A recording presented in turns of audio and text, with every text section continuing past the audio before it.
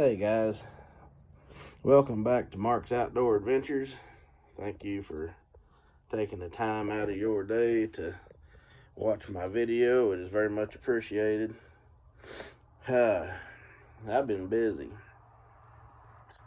I got a shed out here behind my house. I got a couple of leaks in the roof due to some big tree limbs falling on it, and need to do some repair work to it. And I'm going to move my jig making operation out here to the shed. It's still a work in progress, but I was going to sit down, take a little break, and do a video real quick.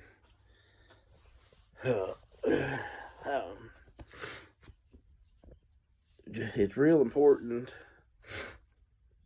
that we teach our kids how to do some of this stuff. My dad was a carpenter, and he's also a truck driver. He carpentered for several years with his dad, and then left the carpentry business and went into milk hauling. You go to the farms and pick up milk and that kind of thing. Yesterday was actually his birthday. He's passed away a couple of years ago after a long battle with COPD, and I got some of his tools here I'm using here in my shed, and just remembering things we used to do together, and he taught me how to do some carpentry stuff. I built a bunch of shelves and this big deal that goes over Paisley's bed that's got shelving in it, and took out part of a wall and made a bigger closet for the one bedroom, and I did a bunch of stuff.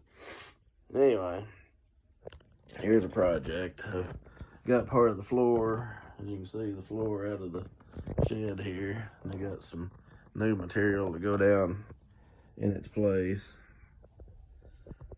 And got that, and then got insulation in the wall over there, and put up some board, and I got my drawer deals over here to put my skirting. That's just part of my skirting right there.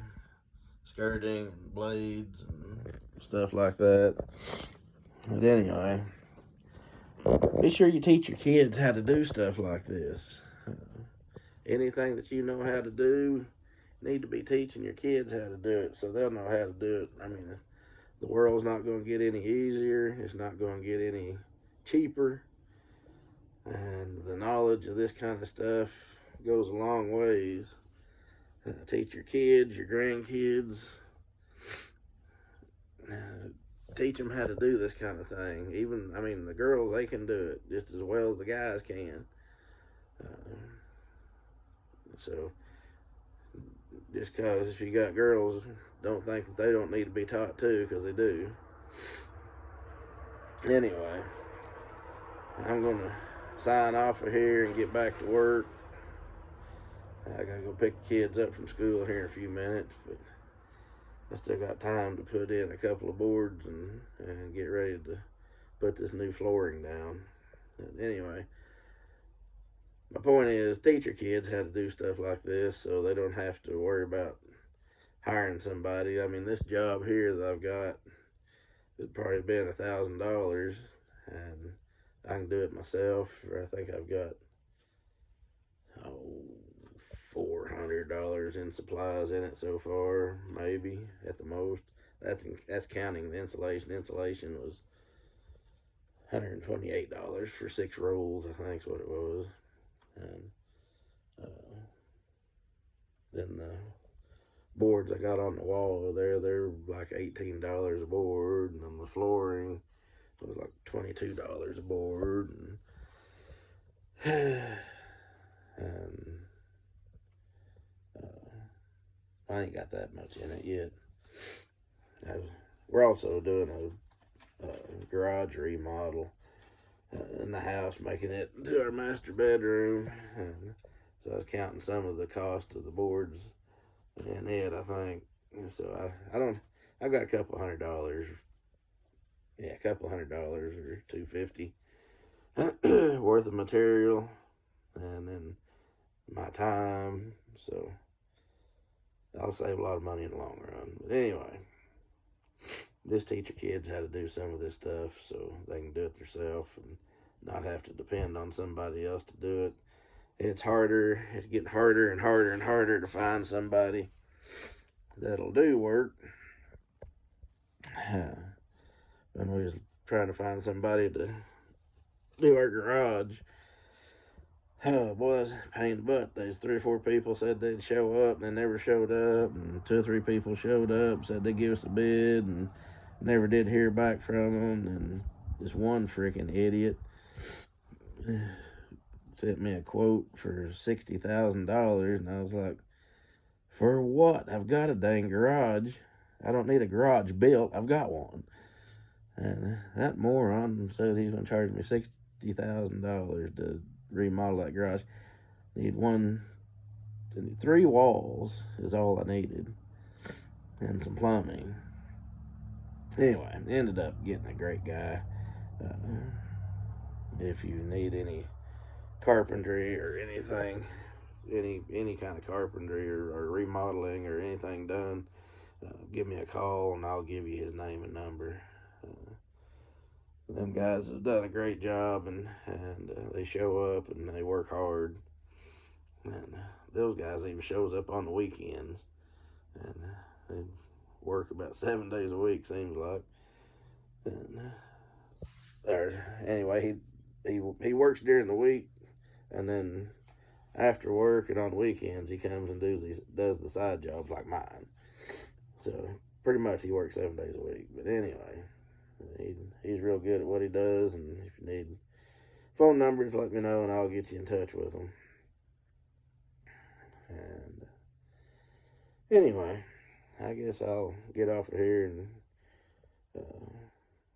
probably time to go get the kids. But the takeaway from the story today is teach your kids how to do things. Gardening, lawn work, how to change a tire. That's a big thing. Teach your kids how to change a dang tire. How you get so aggravated people. I don't know how to change a tire. Really? I watched my dad change tire. He didn't have to show me how. I watched him do it.